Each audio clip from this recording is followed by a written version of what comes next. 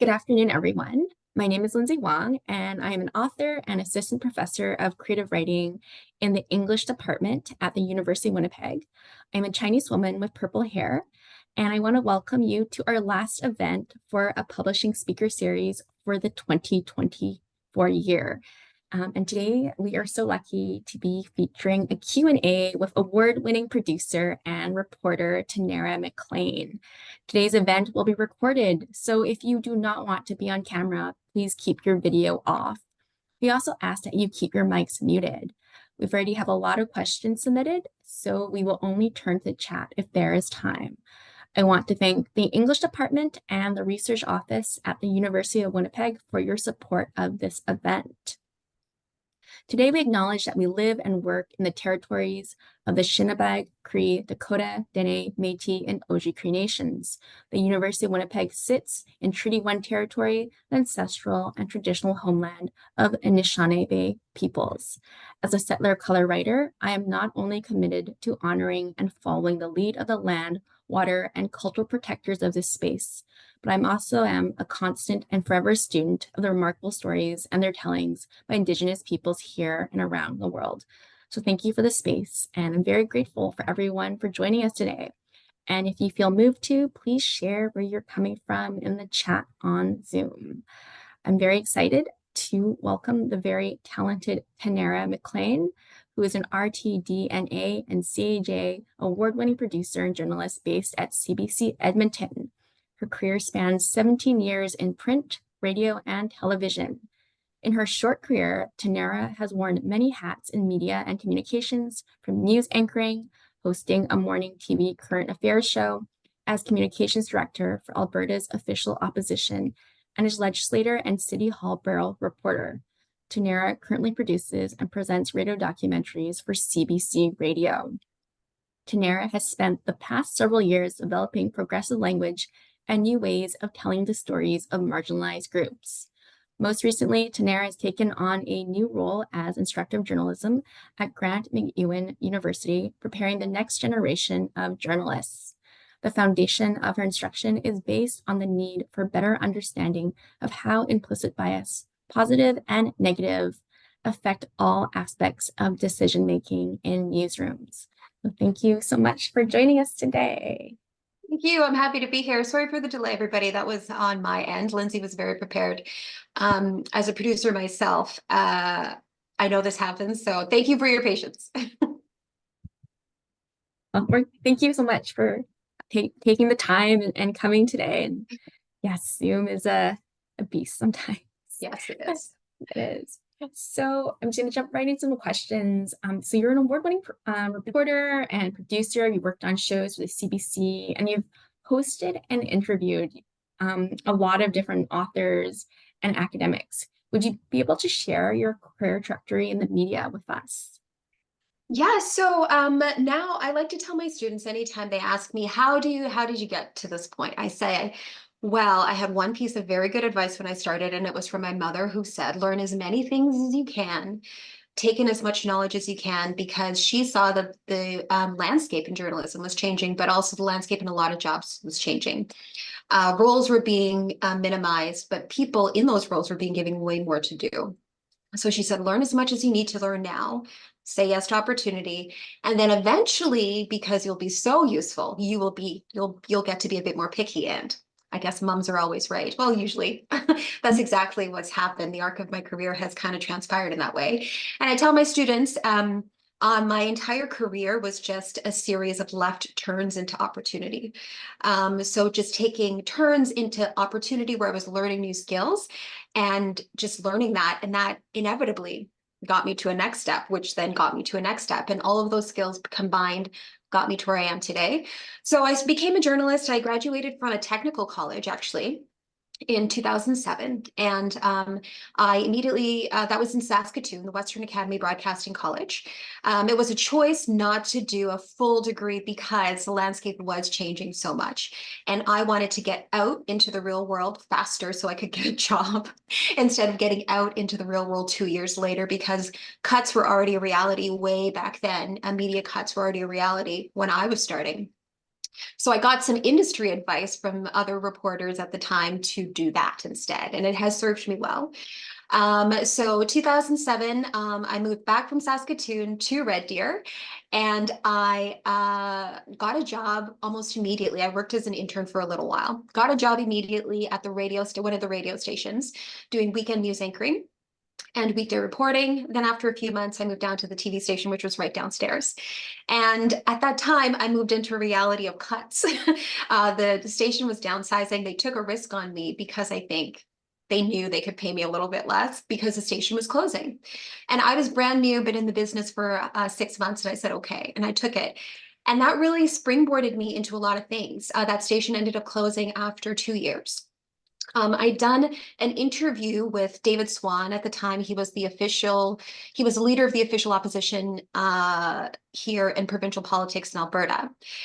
And I did that interview. He and his communications director apparently remembered me. So when they heard the station was closing, they called me and said, would you like a job in communications? And I said, yes, because my station is closing and I have to find a job somewhere. So that was the second left turn I took. And communications brought me to Edmonton. I did political communications for a couple of years. Then I went back into reporting because I was working with the Liberal caucus. I made a conscious decision to kind of go in the other direction for reporting. So I said yes to a political reporting job, but from an organization, a media organization, The Sun, that was known for more for its other perspective. And that helped me get back into journalism and kind of reestablish myself as somebody who has the ability to be impartial and unbiased. Then from there, I was I was the legislature reporter and a city hall reporter. So I did politics. I was also working with their TV network at the time. Then I moved on to breakfast television, doing morning TV. So I was a morning TV host there, but I did a variety of things. I did weather, I did traffic, which those skills I actually learned at my very first job because none of the other reporters wanted to do weather and traffic when that was offered. So I said, yeah, I'll learn how to do it. And that ended up getting me a job 5 or 6 years later on breakfast television, which then springboarded me more into anchoring and more into documentary making. And then from there, that station also closed. So the reality of working in media is that you will get laid off multiple times. So then I went on to working at CBC. They brought me in because they were winding down their their TV weather program. And they couldn't find any meteorologists or weather specialists. And I knew how to do that. But I also knew how to report. I also knew how to anchor. I knew how to do all these jobs. So in a climate where the CBC had just gone through a lot of cuts, I came in as a person who could do many things. So I was able to host radio, host TV, do weather. I could report. I could write for print because I worked at the Sun. I could write for TV. I could write for radio. So I had all these skills. And my career at the CBC has just kind of grown. I've said yes to producing documentaries when I was asked to, which opened the door to what I'm doing right now, which is producing and presenting news documentaries. So long version, but that's where I am now. It's amazing, Corinne. You're just so good at what you do. I've worked with you on a documentary before, and you were just so terrific. You were able to just take my script and just help me, coach me through it from beginning to end. So Well, it also starts with a good person to work with. So giving you some credit, Lindsay, you were fabulous to work with. I think your creativity meant that you came to the table with an open mind, but clear vision from your perspective. So both of those things together was easier for me to work with you. well, that's very kind of you to say. So for students who are just graduating now, like, and especially our BIPOC and students, like what is the landscape for them? A lot of them are English students, they're creative writing students, or journalism students. So what is it like out there? Well, I can speak mostly from the perspective of a journalist. It's difficult. Media is difficult right now.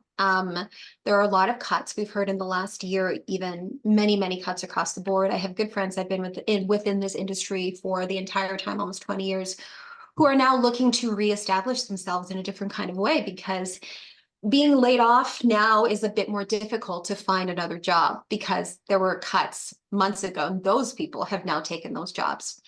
So I try to be honest with my students of the reality of what it will be like. And that means that, unfortunately, for better or for worse, you really do have to become a person who can do many, many things.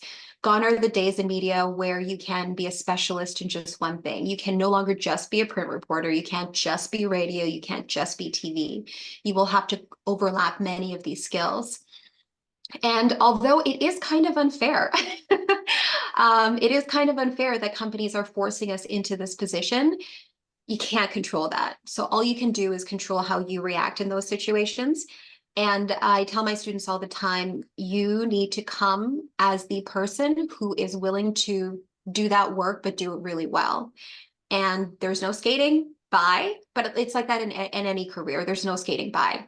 So if you show up in a newsroom and there is a person there who is also at the same level as you, but you show up unprepared with your pitches, you show up and you haven't done the research for your story, and every day your stories aren't getting greenlit, well, chances are you won't last as long as the person who is doing all that stuff, or the person who is saying yes to the opportunity to learn how to edit audio, let's say, but you just want to do TV reporting. Well, that's not really how it's going to work anymore. So I let them know it's very competitive. For journalists of color, the landscape has changed a lot even since I started. Right now, I freely and happily wear my naturally curly hair. I couldn't do that. I can't tell you how many emails I got from my managers and also from the public. Anytime I decided not to go through the arduous journey of flat ironing and killing my hair every morning, people let me know that's not how TV newswomen looked. That has all changed now. And I think the landscape is changing for the better, but also putting a lot more pressure on journalists of color, because not non-racialized journalists in a newsroom do tend to want to do the right thing. But we are in a place now where we're learning what the right thing is. And so you find a lot of burnout. If I'm the only person who looks like me in my newsroom, but all my colleagues want to do the right thing by making sure they're using appropriate language and thinking critically about this, well, guess who's answering all the questions? So on top of the emotional work I'm doing for my job and then navigating spaces that are not familiar to me in some sense, now I'm taking on the emotional work of helping others navigate an already very tricky landscape. And so that causes burnout. It can cause, I don't know, for me, I can't say it was depression, but moments of feeling very low and feeling very like I didn't have any energy for anything. And that's where we are. But I don't think that's unique to journalism. The good news is that people want to change and want to do a better job. Now we're just trying to figure out how to do that, and allies need to ask themselves, how am I contributing to my own education without seeking out the only person I know who represents that thing? How am I contributing to this and educating myself and being conscious of the fact that there are 10 people like me and only one person like that in my space? And also asking ourselves, well, why is there only one journalist like that in that space to begin with? So another thing that racialized journalists face is that you can get pigeonholed into a beat unnecessarily. And so you kind of become marginalized in your newsroom because you then become the only person who is being asked to do these stories. And I think it comes from maybe a good place, but again, it's the allies needing to ask themselves, like, is this actually the right thing to do here? We need to find better systems and better ways of communicating and being open with our information and sharing of information so that we are not just burning out the person who we think should do the job. There's also this double-edged sword to that too, where just existing as a journalist of color makes you political. And I've had to have this conversation in my newsroom where it almost feels like there's a reluctance to allow me to report in certain ways on stories like the Black Lives Matter movement or different things like that, because there's the automatic assumption that my personal and lived experience automatically makes me biased. And so it's this double-edged sword that happens where on one side, if we want to talk about, um, uh, let's say, Black History Month stories that are fluffy and fun and things like that, I get put on those stories. But the moment the stakes are higher, then I become too political just for existing in the experience I am to report on those things. So I try to tell my students these are the things that will happen if they come to me. In my classes, we also go through very clearly how implicit bias affects every decision-making point in a newsroom from the time a story is pitched to even how we're responding to comments that come in afterwards. I talk to them about that. Um, I try to tell my students, like, these are the things that will happen, but you are contributing to change. There are reporters in my newsroom who have come before me who've done work, and I almost want to say thank you for your service, for the work they put in, because there so many people before me have done work to get me to where I am today, to where I can wear my curly hair, because Portia Clark back in 1995 said she absolutely was no longer straightening her hair. That's a real person that I've worked with. And so now I am just doing the next step of that work. And my students, I tell them, I'm doing that work, but you will have to do something too. We're not quite there yet where we can just exist in our newsroom and in our spaces. You will have to do that work as well. And I think they're on board for it because they have to be, right? Like, what are you going to do about it? I'm happy that I can provide some kind of insight because I really didn't have that when I started. Mhm. Oh, thank you for sharing all that. Sounds like such a really tough industry, and like in all creative industries, there's always that extra labor, right? If you're the only person of color, you're the only person who's allowed to write about certain things, you're allowed to report on certain things, and it just becomes this, it's becomes this racist stereotype, I think, in so many ways, right? Thank you for Mhm. Yeah, no worries, no worries. But it's changing for the better. I don't want to be too Pollyannish about it because the reality of it is it's hard, but it is changing, but slowly. I'm glad to hear Yeah. that. And I guess I want to talk to you about your role as a producer. So, how does someone who is promoting a new book, for example, how do they get a guest spot on a radio show or a TV show? And how do you choose which guests and books to feature? So first question is, how do you get on a show? It's really not rocket science. You just have to try. You send out emails, you figure out, so let's say well, I can speak for in Edmonton. In Edmonton, there are a few options. So we have CTV, we have Global, we have CBC. Those are the big three for multimedia platforms. So radio, TV, and web. So for a Global and a CTV, they specifically have a morning news show, right? So that's more of a current affairs. Current affairs is something adjacent to news, but still connected to news. Current affairs is what's happening kind of in a city, and local shows are very hyper local and hyper focused on local.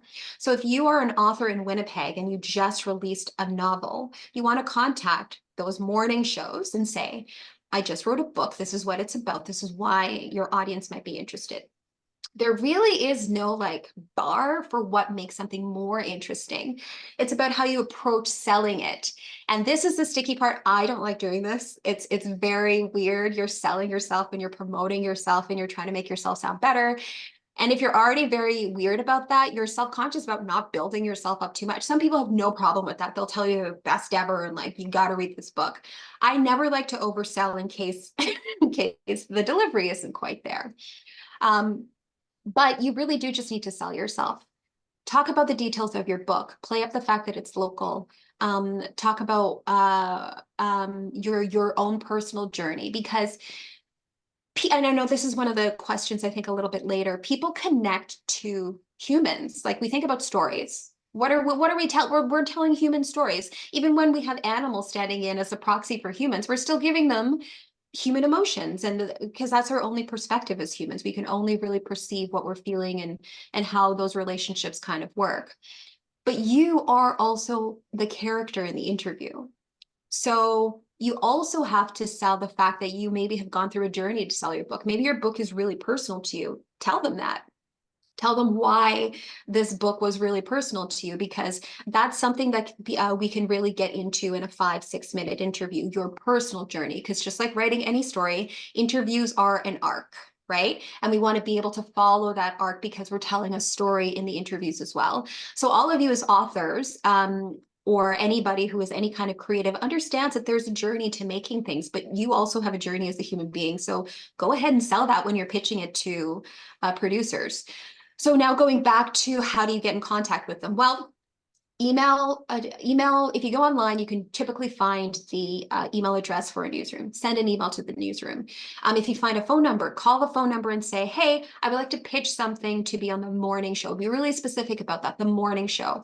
If it's for CBC, we have a lot of different options for local. We have the morning radio show, we have our TV news shows, which are a little bit more current affairs now, and we have our afternoon radio shows. Ask specifically, who can I pitch this story to? Pro tip about emailing CBC. The format for emailing CBC is really, really simple. If you know somebody's first name and you know their last name, you can email anybody. So me, Tanara.McLean@cbc.ca. So knowing that, you can pitch your story to anybody now at CBC if you know their first name and their last name. And I just encourage you to do that. Maybe you follow people on Instagram or Twitter or what's the other one? X now. And they're from CBC. Well, you know their first name and last name, send them the story. This happens to me all the time where people will pitch me something and I'm not necessarily working on that specific show, but I know how hard it is to come by content sometimes. So I will say, thank you so much for your pitch. This doesn't apply to my show, but I will forward it to so-and-so, or I will introduce you to so-and-so. I guess the big thing I'm saying here is you just have to try. And it might not work the first time because every producer is a little bit different. What we think is good is very subjective. So just because somebody didn't take your pitch the first time doesn't mean it's no good. You just maybe didn't find the right person, or you can maybe that person on that day was just overworked or not in that headspace, and you can try again later. Just keep trying, and eventually you will find something or find somebody. You can also message people or interact with people on social media. It doesn't hurt to try. Just send a note on social media, or leave a message on social media, and you might get in touch with somebody. Mhm. That's really, really helpful to know. I'm lucky that I have a publicist at my publisher, so they do all handle all the pitches. But some people who have a smaller press or they don't have that publicist have to actually do all this work, which is a lot, right? And Yeah. also part-time job, and then I guess having to not hearing back and then getting rejections. It can be very, I guess, you can feel, I guess, demoralized in some ways. But the whole thing Yeah. about books, it's a business, right? And the idea of selling ourselves, I think it's really scary for a lot of authors. And I know there's some people here in the audience who are nervous public speakers, myself included, right? And I always say that I'm the one who's crying in the bathroom before an interview. I'm the one who is physically ill. So what do you do if you have a nervous guest? And like, what advice would you give for someone who's preparing for their very first radio or TV interview? Here's a secret. I get nervous every time I go on the radio or TV. I'm a little nervous right now because ultimately what you're doing when you're talking in any kind of forum is you're sharing yourself. And that's a very scary thing for humans to do. And we always presume there will be some kind of judgment. And there is some kind of judgment. Every single human does that. But what I would tell you is that you can't really change what people will think of you. You can't control that too much. All you can control is how well you've prepared, how well you know your own story. And then once those two things are there, once you step out into a forum where you're talking about the things you know well, you naturally just kind of ease into it. So a conversation. I was a little bit nervous at the beginning of this because I wanted to make sure I had all my thoughts organized. And now that we're talking about it, I'm really not thinking about it any much. You know what I mean? Because I've prepared, I know what I'm talking about. Now it's easy to just kind of relay that information. So if I could give you a pro tip about being, a couple pro tips about being nervous, just embrace the nervousness. It means you want to do a good job. So that's okay. It's totally fine to feel that way. But then just make sure that if you're going to talk about your new book, you know the points, and you should know the points if you wrote it, right? Know your story, your own personal story well. I do media training, and I do speaking, public speaking training as well. And I tell people that practice makes perfect. I practice all the time. Today, when I was practicing and when I was putting on my makeup, I was practicing some things that I would say here today and how I would say it. Because one of the things about communicating out loud is a lot different than communicating on paper. We know that. When you're communicating out loud, what tends to happen is we reach for words that we know. And so then we're actually using a limited range of vocabulary. But once you're practicing what you're going to say, you can say, I think there's a better way to explain that. You try again and you come up with new word combinations that help you really make things snappier and make things easier for you. So practice. You don't want to practice so much that you sound robotic, but if you practice and you figure out word combinations or a word that best describes what you want to say, then it's a lot easier for you to just kind of relax and focus on the fact that you have this knowledge and you're just here to share this knowledge, because that's what your book is. You're promoting your knowledge and you know this stuff better than anyone else. When I was working with Lindsay or when I work with anybody about doing interviews or recording documentaries, I remind them, like, you are the expert of yourself. There's nobody who can tell you you're telling your story in the wrong way. And if anybody does, then that person is not thoughtful. So you are the expert on you. You will tell your story in a way that is good and that makes sense. So yeah, a couple of pro tips about that. That's amazing advice. Because yeah, as writers, we're so used to just writing, right? And it sounds so different when you're having to kind of explain what your book is, and sometimes you don't know what it is. What advice do you have for someone going through syndication day? And I'm asking you this personally for myself as well, because syndication day is when you have to repeat the same interview 14 times on the CBC, for example. And how do you get through it? I remember being so tired and I feel my energy getting lower. And I'm just like, is it over yet? Yeah. So this is not even a tip for talking. It's a tip for keeping your brain healthy. Eating brain food is really important. I do that during anytime I'm doing a morning show, afternoon show, or whatever it is, I eat brain food. And I learned this when there was like serious flooding happening in Calgary. I came from the Edmonton station down to Calgary to help. And we were pulling like 18, 20-hour days and going through shifts doing that. And our news director kept coming through giving us like nuts and giving us, like fatty, like good fatty foods. And he was like, you got to eat it. This is for your brain. Keep your brain sharp. And then also just taking breaks, um, taking a break and like turning off everything and just giving your mind a moment to just like rest. Also, looking at green spaces is really good for that. It gives your mind an opportunity to like reset and just like look at something nice. I have plants everywhere in my house. I love plants. I'm a gardener, but I actually do it because it gives me an opportunity to kind of help reset my brain and like take in something natural to help me feel better. That's me personally. So I encourage you to find that thing that helps you kind of reset your mind. So for you, Lindsay, for syndication, I know sometimes you have no Mhm. time between them, right? And it's just giving yourself a moment to just take a breath and be present and just relax, even if you only have a minute to do that. And don't try to think ahead for the next one. Be present in your time now, knowing that this moment that I'm taking is for me to like be present and relax. And then you can go into your next thing. It's really easy on syndication days to like think ahead of all the things you need to do. Well, you're just doing the same interview again. There's no point in trying to like map those out. They're the exact same. Focus on what you're doing in that moment and just stay present through all of it instead of like taking on the entire weight of the day. That's really good advice because no one tells you these things, right? You just get thrown into it and you're sitting at that, the CBC booth looking at your notes in front of you or whatever, right? And they're like, oh yeah, you have like 2 minutes. You need to go to the bathroom. And you're like, yes. Yeah, Yeah.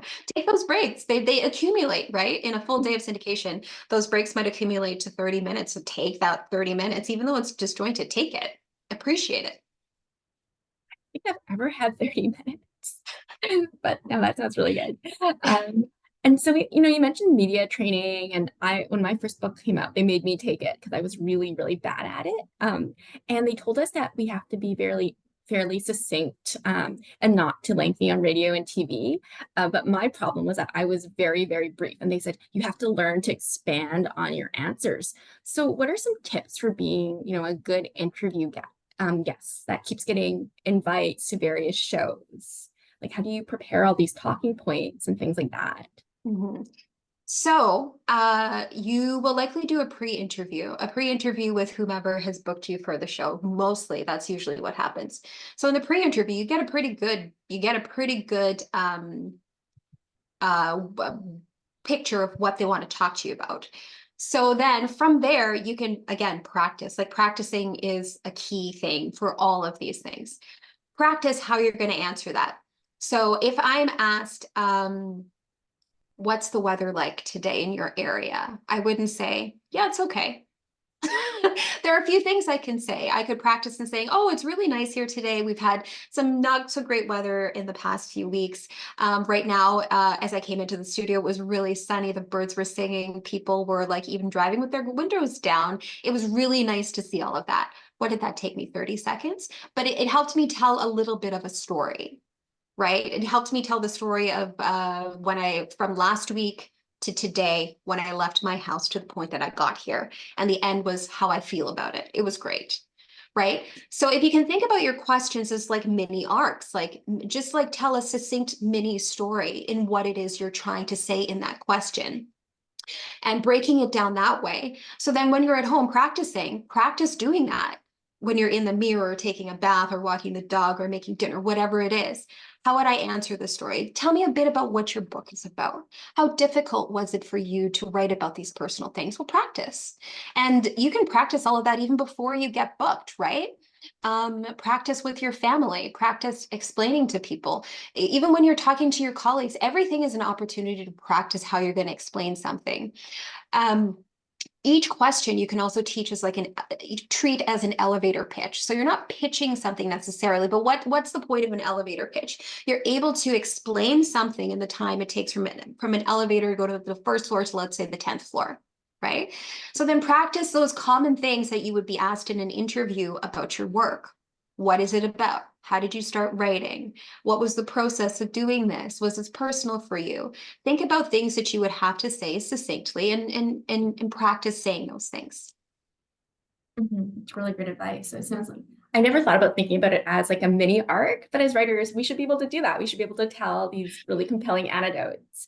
And I'm also curious. I think some people wanted to know: should we prepare our own sound bites when we're on, radio or TV? Should we work to eliminate ums and ahs? And I always use like a lot. I know. Yes, and that is because, again, we reach for those words when we're unsure of what to say. So the moment we practice what we want to say and we know that we're confident in being able to explain that, all those words go away, right? So Mhm. I still fall back on crutch words all the time and things, and it guaranteed always happens in situations when I don't know what I want to say because we don't like dead space. We don't like dead air. But another secret is that nobody talks without ums and ahs. It sounds wacky. That just does not sound normal to most people, right? So I just said, we like to fill those empty spaces with something, but a quiet space is okay. If you just say, you know what, let me think about that for a moment. Beat, beat. Then you go on. That's totally fine. Or if you say, well, I suppose that's totally fine as well. That's how we speak.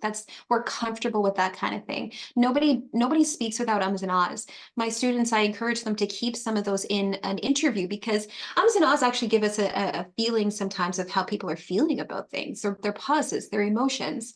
And depending on the tone in those things, we're actually learning a little bit about the person and learning a little bit about the stakes maybe in something. Like when people are doing really hard interviews and they like take a deep breath in and they go, well, that is emotion you can't get with words, and that's totally fine. So don't think about ums and ahs. But again, if you practice how you want to communicate something, it generally comes out a little bit easier for you, and you don't really have to start thinking in that moment about how you're going to say it. It's really, really good advice. And it's really reassuring, right? Because you're not thinking about, oh no, did I, do this wrong? So we already talked about what makes a good interviewee. And I'm just wondering, like, sometimes you can make a mistake on air and you just don't know the answer to the question that's being asked. So what do you do if a host asks you a question that you just can't answer easily, especially if you're on air? And you're on TV Yeah. and cameras on you, for example. That's a hard one, right? Because it's situational. It depends on the situation, depends on the context. Like I've seen interviews where hosts are just being really unfriendly and hard and difficult to work with. And in that case, you have the audience on your side already, I think. I think Ellen DeGeneres was very famous for doing this before her big scandal came out about her be kind stuff. People were very much looking at her interviews and going like, it looks like she's trying to sabotage a lot of her guests with some of these questions. And the audience knows that. If you're in that position, it's hard to say what to do. You can just say, that's a difficult topic. It's something that's personal to me, but there is this element of the book that touches on that, or there is this element of this shifting it away from you and shifting it onto maybe your work or shifting it onto something else.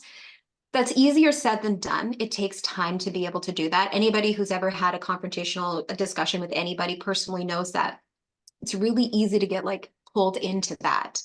And you feel like you're being backed up against a wall. So that just takes time.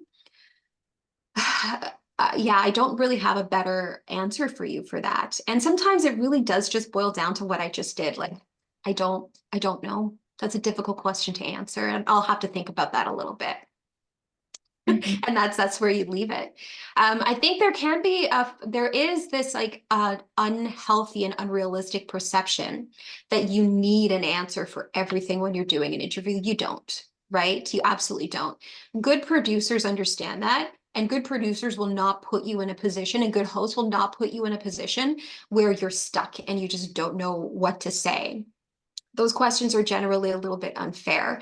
As an author, if you're going out there and you're talking about your book, you know everything about your book. You know everything about your personal journey. So I don't know if you'll ever get stuck in a place where you will have no answer for some of that stuff. But some reporters and some hosts do want to like put the screws to people unnecessarily. You're not, this is not an accountability interview. You're not a politician. Like you are not in charge of making large decisions that affects the lives of other people. So if a host or a producer does that to you, that is entirely their problem. And you can't really control that. But I hope none of you ever get put in that situation. I honestly don't. But Lindsay, I think you have been, right? I have, yeah. I think it was a morning show, and the producer, she assured me we went through 2 pre-interviews, and she said to me, "Don't worry, we're going to follow exactly on script." And the book was a memoir. It was personal, and at the very, very end, they threw in a question, and it was about my mother, and I think she said, "So how did you feel when your mother lit your foot on fire?" And I was so unprepared for that question because it was personal. We hadn't gone over it. And I think we were on TV. And I think I said something, but I think I also blanked it out. So what do you do though in those situations? I guess you could pivot, or it really depends on how fast you are in answering that, right? Um, Yeah. so yeah, is Yeah. that common for them to do that, or is it I don't something? know if I don't know if it's common. So this is still a creative art form we're working in here. News is creative as much as reporters would like to think that they're doing like factual work. It's very creative work they're doing along factual lines that start at factual lines, I should say. Producing current affairs is also kind of the same thing. Some people want to be provocative. I don't think that ever makes for a genuinely good interview. Making your guests uncomfortable is not the way to go. Um, but something you can do, or rather, let me say first, that is not necessarily the producer who talked to you on the phone. That is a producer who works on the show in the morning, who is in the studio, in the control room, probably talking to the host and saying, ask this question. Or the host just deciding to go rogue. That happens. It does happen. What you can do in that situation is be cheeky about it and say, well, that's what the book is for. We talked about the book. You'll kind of have to read the book to find out some of those answers. It's the end of an interview, so just leave it there. If they want to ask a follow-up, you can say, well, the entire book is about these interpersonal relationships. That's the point of writing this memoir. This memoir is talking about these really personal things and how you navigate that. And many people in our audience will understand what these difficult interpersonal relationships are like. How would you feel if that happened to you? Turn the question back on the host. How would you feel if that happened to you? Right? So this all takes practice. It takes practice in knowing how to pivot and how to deflect and how to work around getting around those difficult situations with a lot of style and grace. I've been doing this for almost 20 years. It's taking me almost that long to learn how to do that on air, or how to do that in interviews that I'm doing with people. And it's not easy, but you can do it and you can achieve it. But again, it's practice. It's being conscious and mindful of how you're doing things. And I will also say that practicing gives you the opportunity to be present in what you're doing. A lot in interviews, we're thinking about what we just said and what we're going to say. So the words coming out of our mouth are less present. So once you practice and you kind of understand how to organize the words and reach for the words you need in moments, you actually have the opportunity to then think a little bit more clearly in that moment. And then if you're thrown this curveball, you have the full capacity of being present to decide how to react in that. If your mind is elsewhere, you will reach for something that maybe feels a little less uncomfortable because you feel like you're not prepared for that. But being present in a moment allows you the opportunity to react in real time in a way that makes more sense for you. But again, that takes practice. Yeah, I know. I wish I'd known that then. For some reason, when I went into my interviews for my first book, I thought I had to answer everything, and I thought I had to answer everything honestly. For some reason, I don't know. Maybe it was just how I thought, like, oh, I'd written this really honest memoir, so I have to be honest as well, right? And I think it crossed a lot of really uncomfortable boundaries. And I think that's a lot of why a lot of writers are really scared when we were promoting a memoir or something really personal. We talked a lot about pivoting, like what do you do if you accidentally or reveal something? And what do you do if you can't take it back? Mhm. To pretend it's out there. And that's something you could do too, but again, it's hindsight. You learn some of the stuff in hindsight. So if that happens to you again, it's something you could say, that's a deeply personal thing I wrote about in this book, and this journey through this has actually helped me think a little bit about what it means to write a memoir. Completely change the topic, go into what it means to write a memoir, right? Because you're still kind of answering the question. But it is kind of an unfair question for them to do that, especially when you were reassured at the beginning that you would be sticking to these things. So you're never given it's a news thing. We never give questions ahead of time for two reasons. Um, Editorial, when it comes to news, giving editorial rights to somebody in a story is journalistically unethical because it's still considered news, right? We cannot do that for anybody, really. For interviews, it makes an interview more difficult if somebody can prepare word for word what they're going to say. People are then prone to reading, which doesn't sound very natural. So we want a natural conversation to happen in these interviews, especially on TV or for like these current affairs type of interviews. For a sit-down interview, it's a little bit different, but we still don't want somebody reading word for word what it is they wrote. So on one hand, it is very practical, and on the other hand, it is very ethical for us to not give questions ahead of time for interviews. Yeah, that makes sense because writers are always saying, like, can I have the list of questions that I've asked? Even I've asked. But then I think like the pre-calls and the pre-interviews are really helpful in sort of deciding like where they're going to go in terms of direction. And then on shows like The Social on CTV, they make you do like 3 rehearsals, right? With Yeah, different producers. So you feel you should know what you're saying, right? So it's so rehearsed. yeah, for sure. Um, I personally find radio a lot less frightening than being on live television. Because you're usually at home or you're stuck in the little booth, right? So if you have to be a guest on a morning show or you have to do a daytime talk show, so what are some strategies to get through this sort of live interview? We talked a little about pivoting and having like anecdotes. What do you do if you have like actual terror on TV? Like my mouth just goes dry, my mind goes blank, and I'm just like, don't think about the camera, just start talking. Yeah, that's hard because it's a personal thing, really. Some people never get over that. Some people get over it with a bit of practice. If being on camera makes you uncomfortable, we all have cameras now. I don't know where my phone is. Um, Practice on your phone. Record yourself on your phone. Uh, uh, if you really pull the thread on a lot of that, being on camera touches on our insensitivities about the way we look. Aside from seeing a therapist and getting over some of that stuff, what you can do is like, I know for sure, if I know that I look the way I want to look, being on TV does not bother me anymore. But it's when like I haven't had enough time to do my hair, or I feel like my sweater's uncomfortable and I'm fidgeting with it. That kind of stuff takes me out of an interview and I become very self-conscious about it. So I never go into a TV interview or going into TV hosting knowing that I'm going to wear something that feels uncomfortable. I just can't do that.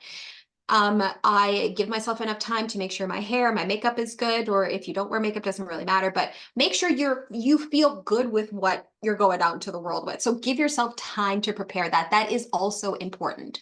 Not because you want to impress other people, but because you're showing up for yourself to prepare yourself to feel like you feel your quote unquote best. So that's one thing you can do. The other thing is just practicing. Take out your phone, understand what it feels like to feel comfortable, right? Because if we're just sitting and we're talking, we're comfortable all the time. We're not necessarily thinking about it. Seeing yourself is another way to assess like what comfortable feels like. This is a technique I use with people when I do media training or speaking training. It's like pretend you're in a group or pretend you're doing an interview and stand in a way where you feel comfortable, but you also feel confident in what you're saying.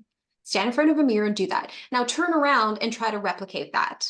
And then again, that just becomes part of your natural repertoire. You reach for these things. So when I'm on TV now, right here, I'm just comfortable. But when I'm on TV, I know that I need a bit more tension in my shoulder and my arms, right?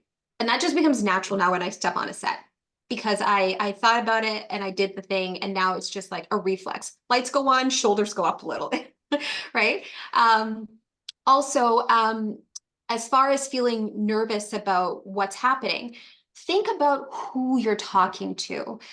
The moment you try to tell yourself not to focus on something, your mind will want to focus on it and becomes the only thing you can think about, right? Like, I'm not going to eat the cookies in the cupboard. Well, guess what? All day I'm just thinking about cookies and I want to eat those cookies. So then instead of that, I will try to reframe it, right? I'm not eating that because of this. I'm not doing this because of this, or I'm going to do this because of this. Think about talking to somebody you know. Think about the host. Think about your parent, your friend, your spouse, partner, whoever it is you're explaining this to. Reframe the person you're talking to and then bring that familiarity in about who you're talking to instead of trying to say, I can't focus on all these other things. Feel a connection to the person you're talking to by pretending there's somebody you know.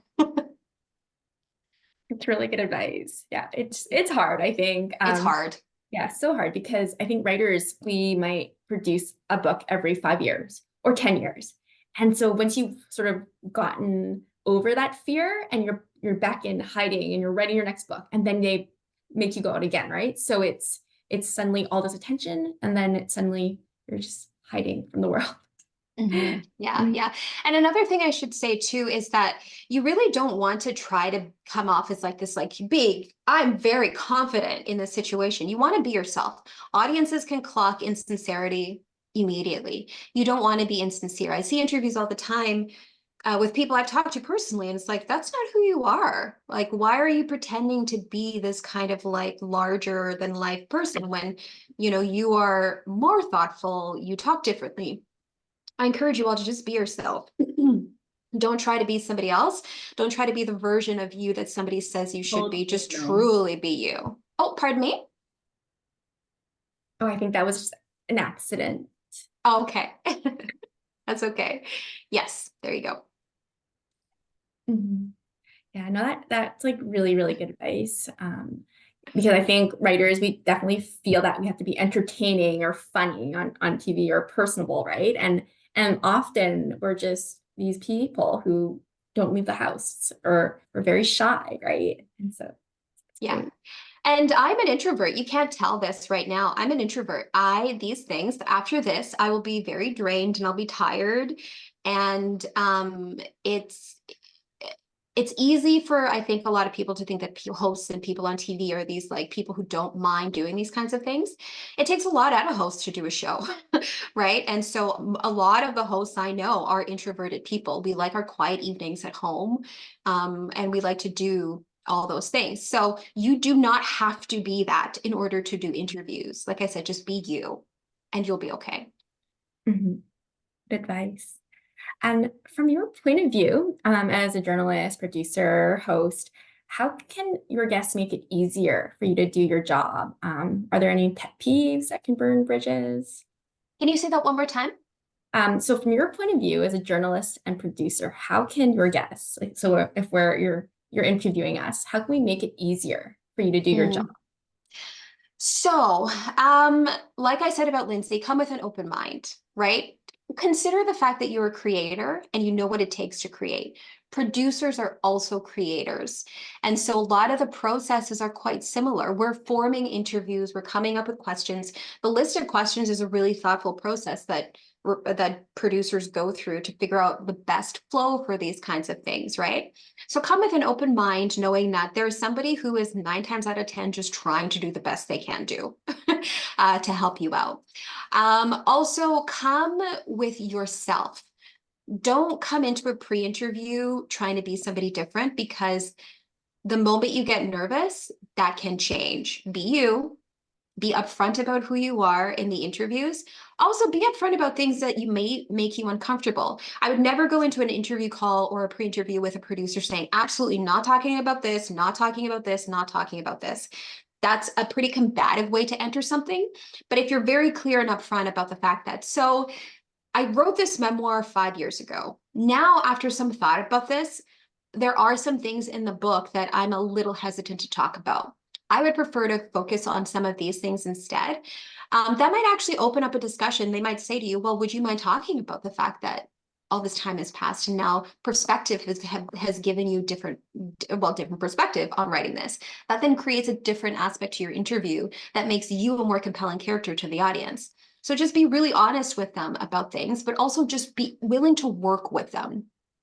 Also, they are producing this. It's up to them to make sure this works well from start to finish. So if they email you, email them back right away. I'm notoriously not great at answering emails because I get so many in a day. If you are specifically seeking to promote your book, and you know you're going to get an email from somebody, answer the email. If they're asking you for a picture, if they're asking you for details, they need that information to finish up their interview with their script so that it can get out the door, because they're doing 10 of these a day. So just be punctual, do the things they're asking you to do. If something makes you feel uncomfortable, say that and then ask them if it's necessary, but be open to their answer and try to learn whether or not there is a path through it, without you just saying absolutely not. Yeah, it sounds like you have to be a really good communicator, be prompt. And I think, yeah, there's a way to compromise. I remember one time they wanted a photo, they wanted to come to my parents' house, and my parents were like, no, absolutely not. So we were able to compromise and we just used the headshot, for example. So I Yeah. think it can easily be done. Yeah. It's Mhm. okay to have boundaries. And we learn this in our interpersonal relationships all the time. Boundaries are good. Boundaries are healthy. It's the way we communicate those boundaries that can make all the difference. Mhm. Great. And I think we have time for like one last question. What advice do you have for graduating students who want to pursue a career in media? Any last minute advice or strategies or thoughts for writers and academics promoting their books? Any- Um, Pursuing a job in media is difficult. You really have to take into account um, how you want to go about it, where you want to work in the field, but also being open to trying different things in the field. I had a student just recently who started doing radio in one of my classes, and she was dead set on being a sports reporter for TV. And she's like, now I actually think I like radio more. So it's just being open to different things, but also realizing that media is now, I like how you put that, it's media. We're actually competing against content creators because now anybody can be a journalist, right? So content creation means that you're creating content and you're not just creating news. And that's where a lot of the big news organizations are having a hard time figuring out why their market isn't there anymore, because, well, we want content that speaks more to our personal lives and represents us in different kinds of ways than what we're traditionally getting. So hot tip would be, you're creating content as a news person, but you're still a journalist. And those two things come together in a really successful kind of way. As far as promoting your stuff as an author, I would say just kind of be a bit more bold. Like I said, you don't have to be like huge and out there, but just ask. What's the worst that can happen when you ask? We all fear the no, but why? Don't fear the no. One no doesn't mean that they're all no's. And you get this when you're trying to publish your book too, right? Or you're trying to like sell a screenplay. You are going to get lots of no's, but really you just need one or two yeses. And then from those one or two yeses, you learn a lot about how to do a good job. And then you can put that you have done media before, so that when you go to somebody else and you're trying to promote the next book, you can say, I've done these interviews in the past. And so then you just kind of build a repertoire slowly. So just be bold, ask. Ask your colleagues if they've talked to anybody or if they know anybody to pitch to. If you come across somebody in the news, just ask them, how can I pitch my story to you? Or how can I pitch my book to you? But the first step is that you just actually have to try and get it out there to do the thing. That's terrific advice. And I think, yeah, it's part of just like being like, I have the confidence to write. So now I have the confidence to sell this, right? Mm-hmm. It's really just, it's a very different mindset, I think. With writers, we go in there thinking, I'm just going to write a book and I never talk about it again, or I never have to do anything with it. And then you have to go out and suddenly be like, I have a product to sell, right? Which is so, so different and Yeah, scary. But thank you so much you're for all welcome. this amazing advice. And I recommend people call you for media training because you've helped me so much. And even with the documentaries and I was a guest on the show that you're producing. I've just learned so much from you. Where can people get in touch with you if they are you on social media or do you don't I know you have too many emails. Yeah, I know. I'm not on social media anymore. I had to, for my own well-being, I had to get off of it. But I do have my CBC email. So again, if you know first name, last name, you can email anybody at CBC. So it's tanara.mclean@cbc.ca. If you are interested in media training, I'm just revamping my site and all of that now to offer some. Thanks so much for your time, and we're just so lucky to learn from you and all this knowledge that you have. So thank you so much. Thank you so I'm gonna much, clap. Lindsay. I really appreciate you. Yeah, thank you. Thank you for all for being here and your time as well. Thank you everyone for coming, and I'm gonna stop recording and